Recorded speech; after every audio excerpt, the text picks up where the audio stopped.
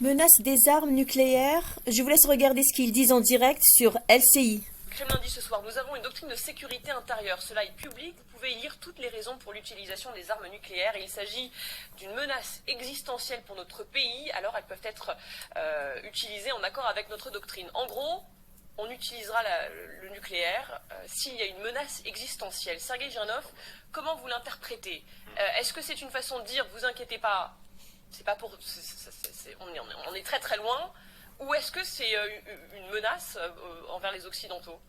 C'est très difficile d'interpréter, mais il y a deux choses qui ne me rassurent pas du tout. C'est déjà le personnage qui le dit, Dmitri Peskov, parce que c'est le porte-parole du Kremlin qui est payé pour mentir.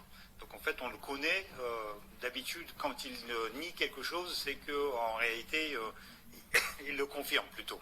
Et donc en fait, moi j'avais tendance à dire avant que tout ce que dit Peskov, il faut renverser juste le signe et vous aurez la vérité. Donc du coup, c'est pas du tout rassurant d'un côté. Et de l'autre côté, vous avez remarqué la tournure de sa phrase.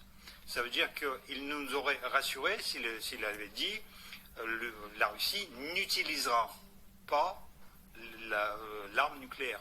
Tandis que lui, il a dit la Russie utilisera l'arme nucléaire etc. Ils peuvent Donc pas dire il qu'ils laisse vont la jamais porte l'utiliser. ouverte. Ouais. Ils peuvent pas dire qu'ils vont. Non, je suis pas d'accord. Renaud Pilat. Non, je suis pas d'accord parce que, par définition, et tous les pays qui l'ont, d'ailleurs, historiquement, finalement, se satisfont de l'avoir dans des moments de tension internationale si forte, c'est que, par définition, quand on a l'arme nucléaire, on se laisse la possibilité publique mondiale de l'utiliser. C'est ça la dissuasion. Vous n'allez pas commencer par dire. Vous n'allez pas commencer par dire non, on n'utilisera pas exactement. C'est ce qu'a rappelé Jean-Yves Le Drian il y a 3 semaines en disant que l'alliance de l'OTAN était également une alliance avec la dissuasion nucléaire. Donc je crois que les Russes sont dans l'obligation de dire ça. Quand on lit la presse américaine en fin d'après-midi, moi j'ai écouté le point du Pentagone. Le Pentagone explique ce soir que, mis à part Mariupol, désormais, selon apparemment ce qu'il voit, l'armée ukrainienne est en capacité désormais de progressivement reprendre le territoire. Le territoire, c'est quoi? C'est 10% seulement du territoire ukrainien qui est contrôlé après près d'un mois de guerre. 10%. Et des milliers de morts apparemment russes. Donc je crois qu'on est à un moment, on va en parler, mais on est à un moment peut-être de bascule avec pour l'instant un blocage des forces russes, d'où effectivement les bombardements de la terreur pour soit faire rendre les gens, soit qu'ils s'enfuient. Il y a 10 millions d'Ukrainiens qui ont quitté leur domicile. Mais cette phrase, bon, m'inquiète. Dans 2 heures, il y a le sommet de l'OTAN. Voilà, une phrase qui, oui, heureusement qu'ils peuvent de leur côté utiliser l'arme nucléaire. Juste une chose, les amis. La façon dont on a écrit, regardez en bas de l'écran ce texte, Poutine éloigne l'hypothèse de l'arme nucléaire, point d'interrogation.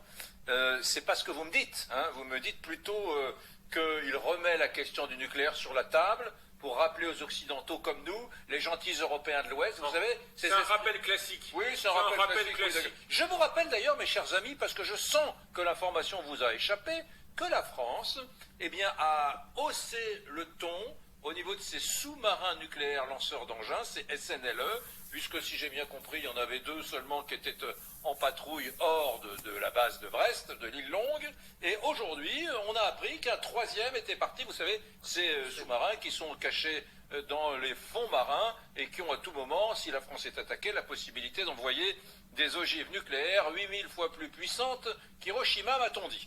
Bon, Samantha de Bendern. Je crois que quand on fait le décryptage de ce qu'a dit Peskov, il faut aussi savoir le contexte dans lequel il a dit. Parce qu'il a aussi rajouté dans le même entretien à CNN qu'il fallait se souvenir que Zelensky avait, à la conférence de Munich, c'était je crois fin janvier, début février, Vladimir Zelensky a rappelé au monde que l'Ukraine avait abandonné ses armes nucléaires en échange d'une garantie de protection. Et que comme cette garantie de protection n'avait pas été accordée par le reste du monde, pourquoi est-ce que l'Ukraine devrait respecter ses engagements de ne plus avoir l'arme nucléaire? C'est ce que Zelensky a dit. Aucune presse occidentale n'a vraiment fait attention à cette phrase parce qu'il a juste mentionné le mémorandum de Budapest. Donc il faut savoir ce que c'est que le mémorandum de Budapest pour comprendre ce qu'il dit. Poutine, par contre, y a fait allusion à plusieurs reprises dans ses discours juste avant l'invasion. Poutine a fait allusion à la petite phrase de Zelensky qui disait « Puisqu'on a abandonné le nucléaire militaire et que personne ne nous aide, voilà. Pourquoi ne pas le reprendre ?» C'est ça. Et donc Poutine s'est servi de cette petite phrase. Poutine s'est servi de ça juste avant l'invasion. Peskov l'a rappelé aujourd'hui. la mauvaise foi est que même s'il y avait des armes nucléaires en Ukraine, à l'époque soviétique, l'Ukraine n'avait aucune capacité de les utiliser. Mais bon, c'est une petite pique Peut-être, encore à laquelle il faut quand même faire Quand attention. même, l'avis, mon général. Mon général. Mon général, votre interprétation, parce que l'idée c'est pas quand même de paniquer tout le monde. Est-ce qu'il avait finalement le choix là, le Kremlin là, n'allait pas dire